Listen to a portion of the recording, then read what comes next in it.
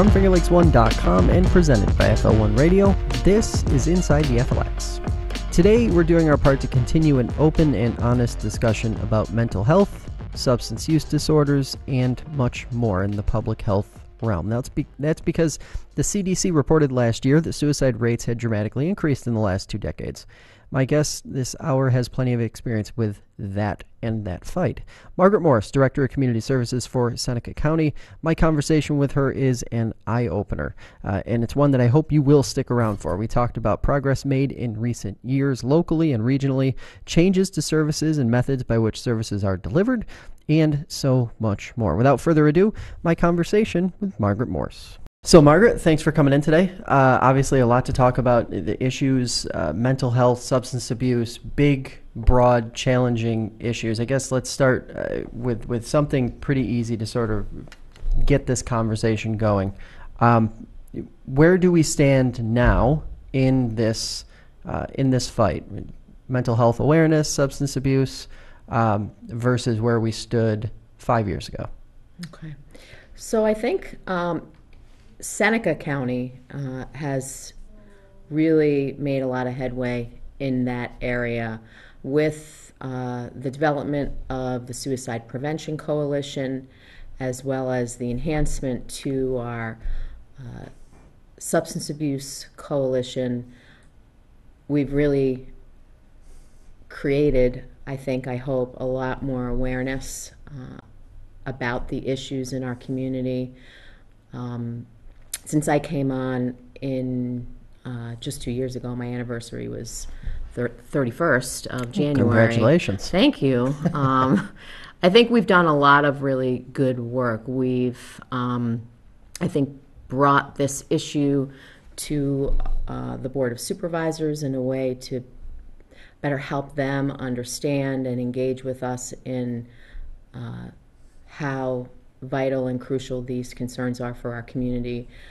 The mental health department for Seneca County has experienced a huge amount of support from our board, and we're just really appreciative in terms of funding and staffing, really allowing us to bring in all of the services necessary to support our community. So I do think we've made some headway.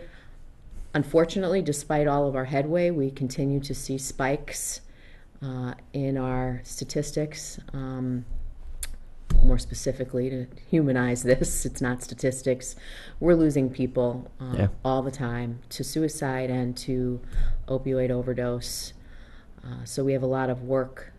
We have a lot of work to do. So obviously, we were talking before we came on. This is sort of a regional issue that people are starting to tackle in a more regional way. Counties working together, that sort of thing. Mm-hmm. The news that Finger Lakes Health was requesting the state's permission to shut down a unit down in Penn Yan obviously raised some concerns across the region. You had said a couple weeks ago that it shouldn't have any impact on what is going on here in Seneca County or what services look like here in Seneca County, correct? Correct. I mean, their closure isn't going to impact all of the work that we're doing to meet the needs of our community. We're sad to see that unit closing. I was surprised to learn that over the last 2 years, consistently, we've had 30 or more people in there for inpatient services. That was really surprising to me. So we do utilize that service, and we always need beds. So it is disappointing. However, the reality of our current behavioral health world is that inpatient services are not necessarily always being supported by funding and insurance.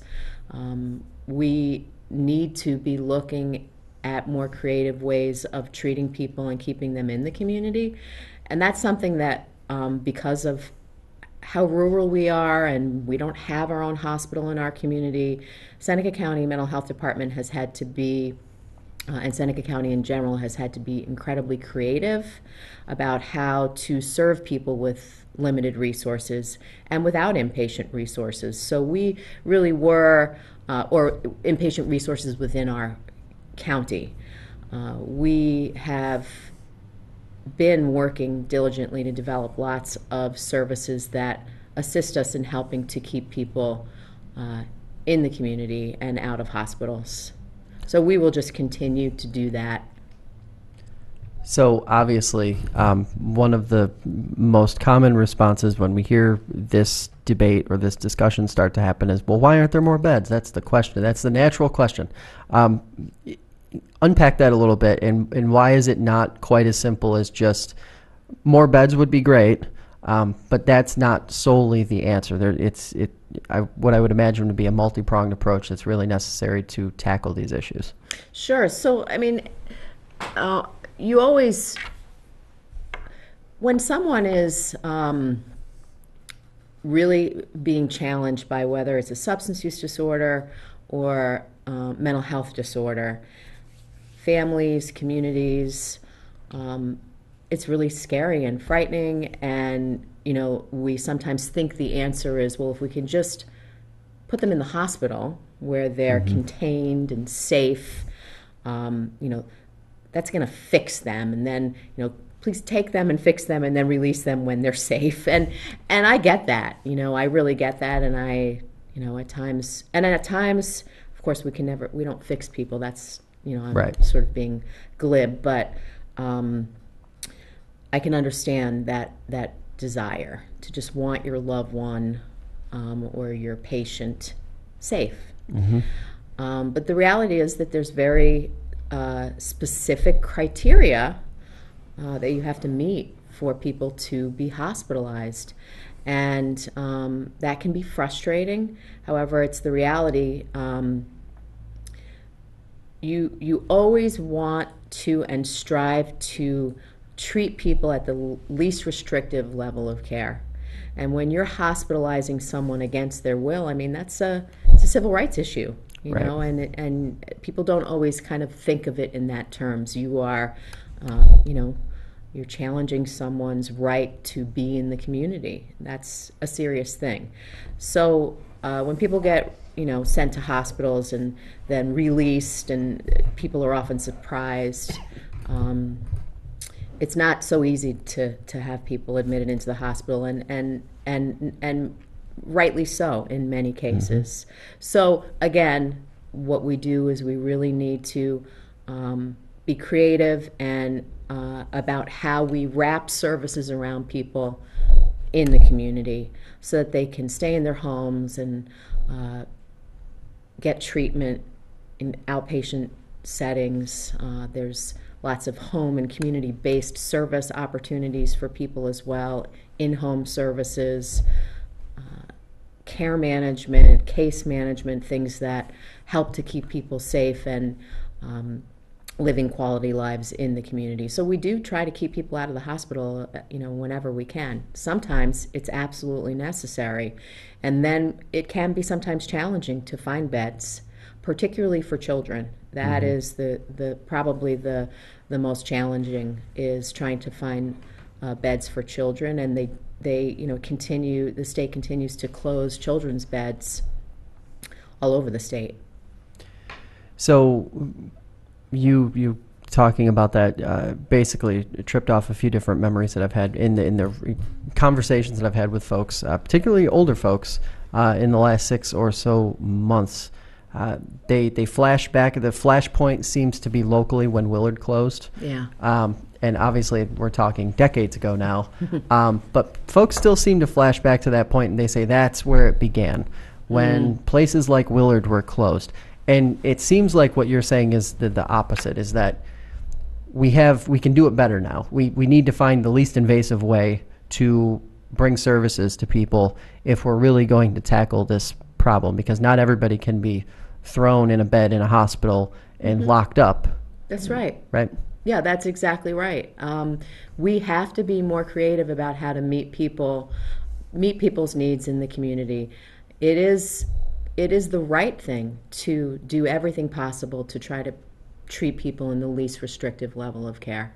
And again, I really get it. It can be very frightening, and you're a family member and you don't know what to do, and you just think if you could just get someone to, be in the hospital, that they'll be kept safe. But, it really isn't necessarily appropriate. And how much of the care aspect isn't just caring for the folks who are suffering from the mental illness themselves, but also the family members and the friends and the community around them, so that they really understand the facts about what that particular illness is that they're encountering, and aren't sort of led down the path of some assumptions or maybe some stereotypes of different mental illnesses and that sort of thing. I think it's huge. I mean, some of the most, for people with severe and persistent mental illnesses, such as schizophrenia and other illnesses that are, for lack of a better word, apparent. People are actively symptomatic, and you can kind of tell from looking at them that there's something different about them. And not even for just people with those levels of disorders, people with anxiety and depression, and then people with severe substance use disorders. The social symptoms that they experience, I think, are often the most debilitating, and research shows that they are. Their inability to engage in community and connection is one of the most disabling things that they experience, and they'll tell you that. So I think that's huge, and I think stigma plays a role in that. I think in some cases, lack of resources plays a role in that. The culture is changing. The treatment culture is changing to understand that we must take a holistic approach to treating people, that this is not about giving people medications alone, although that's very important and evidence-based for opioid use disorder and other disorders. But you have to treat the whole person. These are biopsychosocial diseases, and if people do not have adequate housing, opportunities for employment, communities that care for and support them and don't marginalize them, those are significant barriers to their recovery. So, in terms of stigma and our community's opportunity to support and assist in the recovery of those with disabilities, everyone plays a role. Gaining awareness and understanding to decrease your own prejudices and predisposed ideas about people with these illnesses, that's everyone's obligation. Sounds like you're saying we all need a little rehab to really actually understand what's going on here. Before we jump into the data and the underreporting and that sort of thing, you mentioned something a few minutes ago that I want to dive into a little more. Creativity of services in terms of bringing services to folks rather than making folks come to services. Transportation, of course, in Seneca County and a lot of rural places in the Finger Lakes is a huge issue. Yeah. Is that sort of the one or two biggest hurdles that this issue really has in front of it, if it's going to be cleared, or if we're really going to make some progress? Transportation and housing, those kinds of the pillars of the problem? I do think that they are. It's that Maslow's hierarchy of need, right? So, if people's basic needs aren't being met, so that's housing, food, then nothing else can happen in a way that's really effective, or very little that's going to have any sort of sustainability. We're lucky enough in Seneca County, and when I came here 2 years ago from another, and having worked with many other providers professionally, transportation, childcare, these were always things that were significantly issues in our community, and I assume across many rural communities. I was amazed. We have transportation services out of Seneca County Mental Health Department, and it makes a huge difference. We have drivers who deploy and pick people up and bring them to all of their services if necessary. Our goal is always to work with people to help. Self-efficacy is essential to recovery, so helping people to gain knowledge of what resources there are in our community for transportation, etc. But for some people, as you say, out in even more of the southern part of our county, and transportation is a huge barrier. But we attempt to reduce those barriers by going and getting people, bringing them to and from their appointments. Mass transit opportunities, Medicaid transport. It's great that those things are available to people, but sometimes it can take someone all day. They come in the morning for an appointment and they're not going to get picked up until the afternoon. We want people to be employed and, to be accomplishing things in their lives to help them be self-sufficient.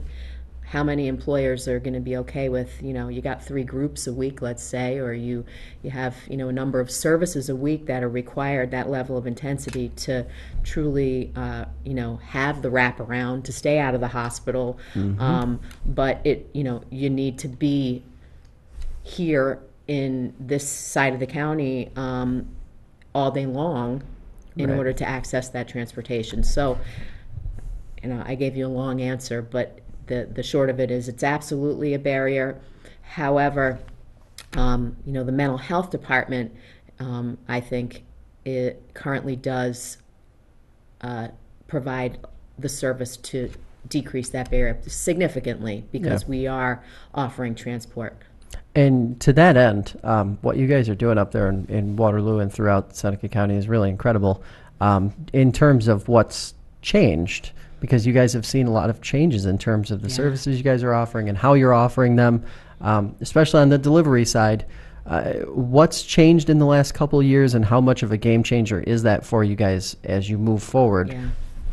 So, we have incredible changes. The staff, our teams are fantastic, but sometimes I think, oh gosh, how much more change can I bring to them? Right. Because it's it's a lot of change for staff who are used to for many years doing things a certain way. Uh-huh. So since I came 2 years ago, both of our clinics have become open access walk-in services. For intakes. It's always been anyone who comes in crisis can be seen immediately regardless, and that's always been the case. We always have, one of our clinicians is on crisis rotation every day. So that's never been an issue. However, people would have to wait for appointments. People would, for intakes, for evaluations to get into services. That's no longer the case. We are open access throughout the day for all of our services. We also have, we had a waiting list or a waiting period for medications for psychiatry when I came, and I was able to hire a full-time psychiatrist. So those waiting times were significantly reduced. We continue to bring in providers and new prescribers and reach out to try to, again, open up that access. We also have become what's called an integrated operating service. So when I came, and up until just maybe 6 or 7 months ago, if you came to Seneca County Community Counseling Center for an addiction issue, you would go through one door, have one evaluation, have all of your services through that clinic, the addictions clinic. And if you had a mental health disorder or mental health concern, you would go through the mental health door and have an evaluation and have your services there. Our full-time psychiatrist actually would go back and forth to the different sides of the building because we had to keep these things separate from each other. And we had many patients who, or clients, community members, who were getting both services, but these were siloed from each other.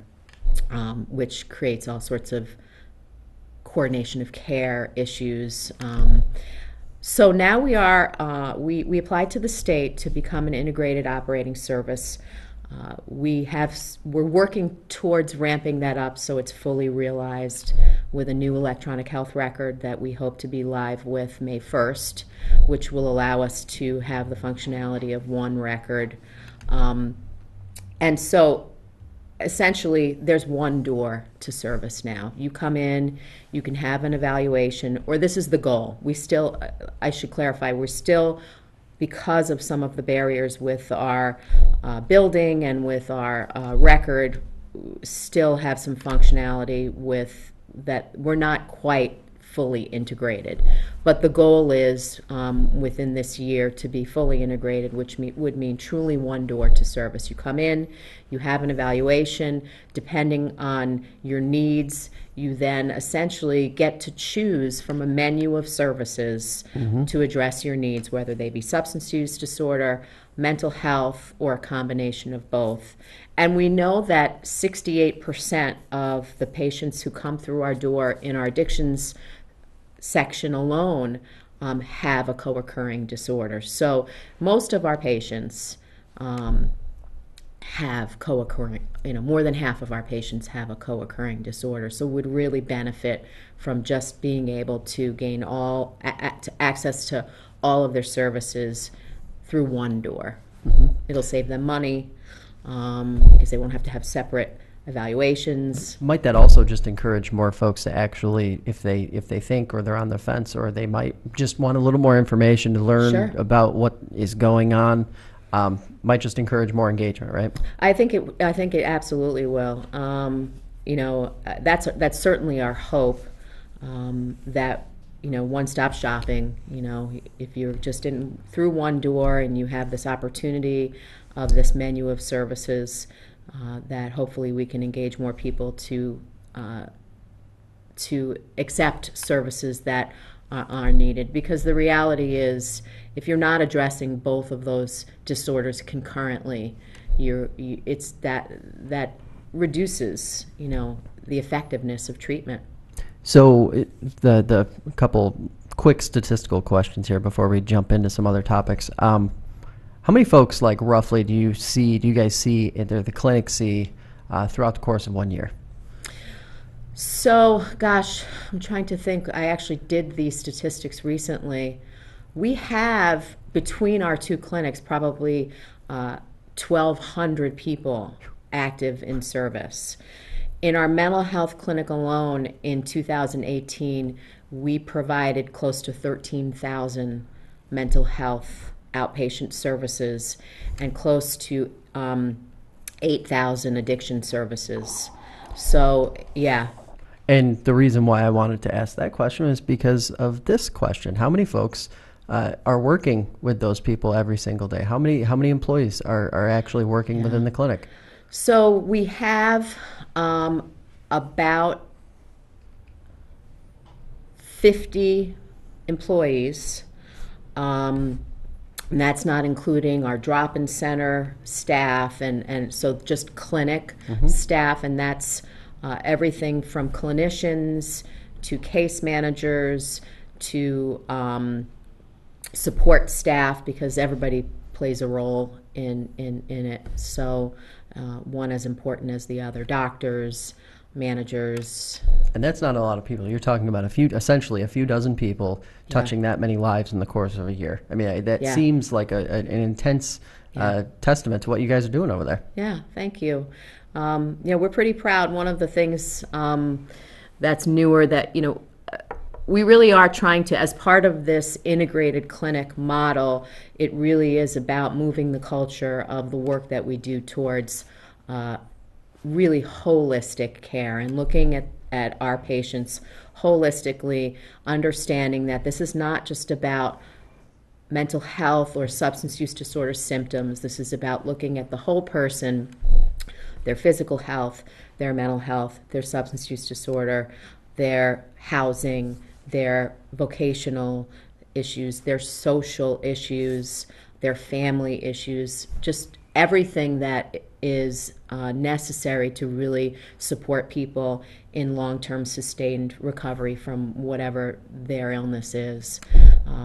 One of the things that we've done, which I think you know about, others may not, is that we've partnered with the New York Chiropractic College for provision of free acupuncture and chiropractic services to our patients. And we're just super excited. This started on the 29th of January. People are, loving it. The chiropractors' schedules are full. And additionally, we have also added this past year some more holistic approaches within the clinic itself, such as mindfulness groups, yoga, 12-step recovery groups, and sending staff to trainings surrounding mindfulness techniques to utilize with our patients. We know that these are evidence-based practices. They're pretty progressive. Little old Seneca County doing yoga, is pretty awesome. The Chiropractic College partnership is just incredible.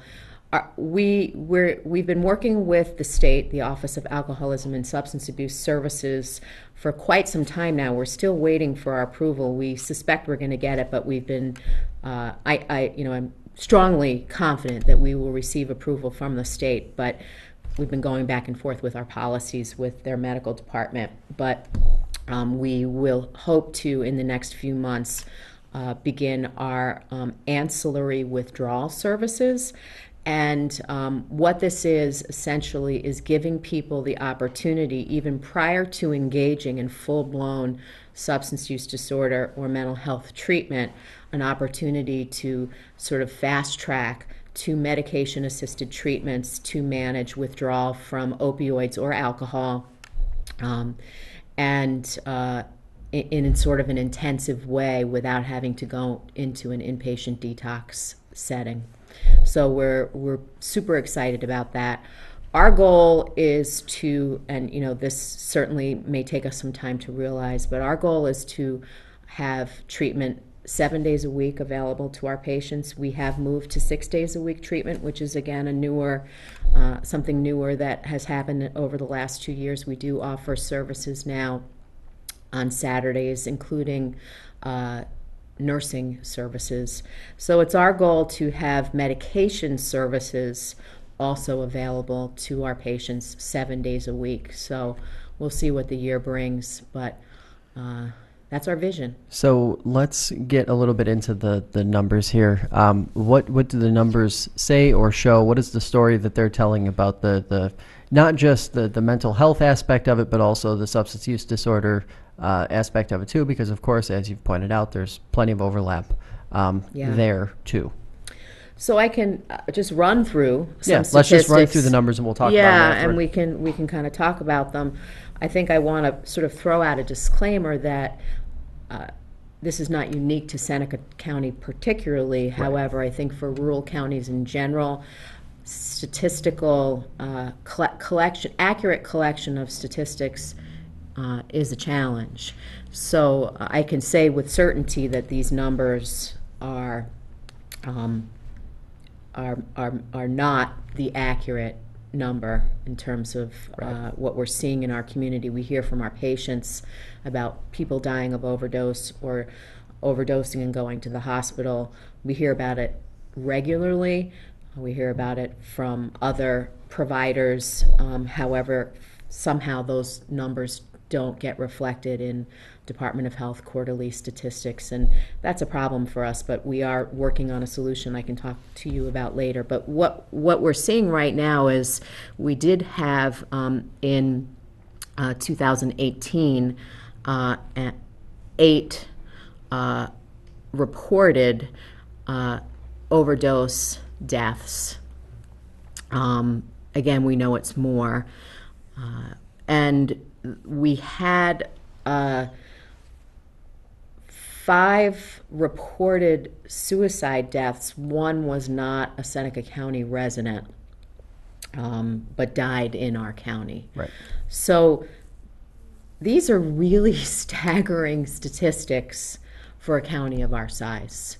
Right. One death is staggering for families. I don't want to minimize that, but higher level perspective. For a county of our size, to have that number of losses is truly devastating. If this issue were not as severe as it is now, what would that number look like? Would that be like a 0 or 1 on a fairly regular basis? And if it were really a non-issue, if it were something that weren't as severe as it obviously is, not just in Seneca County, like you said, but across a lot of rural counties like Seneca? Mm-hmm. I can't answer the question what it would be if it were not a problem. What I can say is what our goal is, which is 0. That is our goal. That may be a difficult to achieve goal, but that doesn't mean that we should be striving for 0. 0 deaths, 0 overdoses, 0 suicides. That's what that should be the value that our community has towards all of these public health issues, because these are public health issues. And so just like we strive for, 0 polio, right, and have achieved that, right, we should be striving for the number 0. And as far as execution goes, and actually getting to that goal, obviously every day is a step forward, and sort of taking the baby step approach, working the way there. Is there a end-all timeline of when it seems reasonable, given what we know now? Is it reasonable now to say that within 10 or 15 years we could effectively make this a non-issue, given how much information is out there, given what people know and what they can learn if they just take a little time to learn? Is this something that can be beat? I think that how we define beat, right, is the key. I think that we can make significant headway, absolutely, in the next 10 years. These are, there is no cure for these diseases, but we can and must do a better job at helping people manage their diseases better. And that has everything to do with creating communities that support its members, Maslow's hierarchy from the bottom up, adequate, safe housing, opportunities for employment, opportunities for good treatment. And does that sort of lift the point that you made earlier about treatment has to be a more holistic, complete effort, and not just here's a medication schedule, follow this medication schedule, and you'll feel better in 30 days. It isn't that simple. So that approach just, throwing folks in a facility and throwing away the key and putting them on a medication schedule is not the answer. It wasn't the answer 35 years ago, but people didn't know any better. We know better now, right? No, absolutely. That is not the answer. That's not to say that inpatient care is not a necessity, and that we shouldn't be accessing it or have access to it when needed, because this, just like any disease, for the most part, we can treat people not in a hospital for heart disease, right? But then sometimes people have heart attacks and have to go in the hospital. So these are diseases, these are illnesses, these are health problems, like anything. They've been stigmatized, and people with these health problems have been marginalized in ways. Funding has been different for these sorts of illnesses. Insurance coverage has been different until we had parity laws. We still, struggle with truly realizing parity for mental health and substance use disorder in terms of insurance coverage. But these are illnesses like any other illness, and just like we are trying to reduce hospitalizations across the board for all illnesses by creating and being creative about how we treat people's illnesses in their communities. Prevention services, huge. We have to, and we are here in Seneca County, and I think across New York State, with the support of our state agencies, beginning to address these issues more creatively so that we can keep people out of hospitals. But we need those levels of care. Basic access. There has to be basic access across the board. Obviously, something that we've talked about a little bit before is Seneca County does not have a hospital. It's one of the few counties in the state, I believe, something like 5 or 6 counties in the whole state that don't have a hospital. How problematic is that in terms of really being able to tackle this problem full force? Well, it's definitely an issue for us. Luckily, we've been able to work really closely with Finger Lakes Health. We have an excellent relationship with them. I can't say enough about their emergency room team and their leadership. They're working really, really well with us. I reached out over a year ago to their leadership about partnership with our programs, particularly around addiction, and that partnership has been spectacular and continues to grow and develop. So where I want to sort of take this for the last couple minutes is in terms of suicide prevention, and in terms of, because that seems to be where the main dialogue is in terms of mental health awareness. Where do we stand now versus where we stood a few years ago, and are we making solid progress, not just in Seneca County, but regionally, what you're seeing within this realm, making progress? Yeah, I think we definitely are. Specifically, and then we can speak regionally, specifically in Seneca County, we have a suicide prevention coalition that's just, a little over a year old, really, with incredible momentum. We need more people on that coalition. That's one of the struggles that we have. I think as anyone who leads committees or works on committees and coalitions can attest to, it's not specific to that, is trying to gain community membership. But that's been huge. We had our Out of the Darkness walk. We raised a lot of money for the effort, many of those resources coming back into our community for education. We've had Talk Saves Lives trainings throughout our community.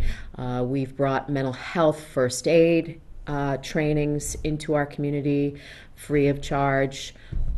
So there's been just a ton that's happened around suicide prevention in general, locally and regionally. There's been a lot of money at the state level pushed into this. Lots of incredible, the American Foundation for Suicide Prevention has really pushed into our region in a huge way, offered all sorts of fiscal support for and resources. So I think it's making a difference. We need to do more. Right. Now, sort of the last, to end on a positive note here, one thing that you've seen in the last couple of years that really makes you optimistic about the direction that not just Seneca County is going, but the whole region is going? I think that, it's unfortunate, but it's just the reality. So I'll start with that, sometimes it takes things coming to a point of crisis before monies flow into communities to address those issues. Seneca County has historically been left out of funding opportunities, particularly for the opioid epidemic. We were surrounded by much larger counties with numbers that statistics that really were targeted as criteria for funding, and Seneca County really got left out a lot of those opportunities. Well, in the last year, after lots of advocacy on the part of our department with the state, we've been very successful. We've brought in over $300,000 in the past year alone. specific to opioid use disorder. We are super excited about that. We've hired peers. We just purchased a vehicle. We will be having, we are developing an opioid response team, and we will be deploying people into the community. We have brought one of the team members from the high intensity drug trafficking unit for it's a federal agency, will be coming into our county actually this Monday to present to stakeholders throughout law enforcement, county legislature, our county manager, mental health, substance use, to take a look at what it might look like to implement what's called ODMAP into our county. There's a pilot going on right now in Broome County that's been incredibly successful. Essentially, this is an in real-time reporting mechanism and mapping of overdoses in your community, which would then allow for deployment of in-community services through the use of peers and an opioid response team to individuals who have experienced an opioid crisis, to provide them with information, support, engage them in treatment, transport them to treatment, get them engaged in whatever way we can to services. So that's really pretty exciting. So that's just kind of some of what I'm feeling really, really hopeful about. In general, I think that stigma is being reduced. People are talking about with less fear and shame about the fact that mental illness and substance use disorder is touching every single one of our families. There isn't anyone that I meet who doesn't have a story, and people are telling their stories, and I think that is fairly new. And in a small rural county such as ours, maybe even more so. So I'm very, very hopeful about services, about funds flowing into Seneca County to support all of these creative things that we're doing. We have an incredible team of providers out of our mental health department that I couldn't be more proud to work with every single day.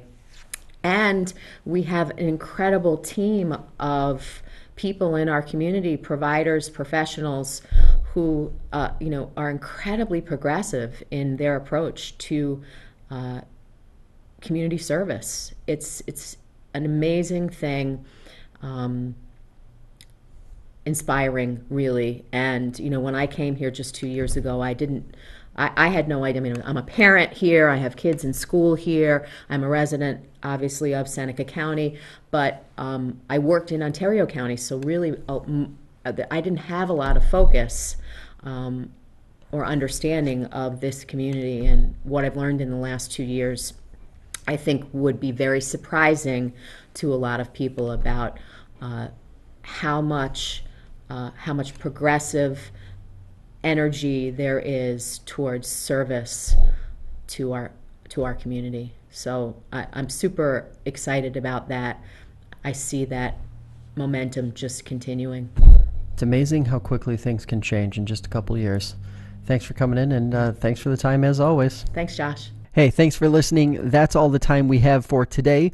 We'll be back next week with another episode of Inside the FLX on FL1 Radio and, of course, on the FL1 app. Stay tuned to FingerLakes1.com for the latest headlines and breaking news. Don't forget, subscribe to the podcast on iTunes, and while you're there, rate and review us. We'd love to hear from you, and it helps new listeners find the program. We will see you next time.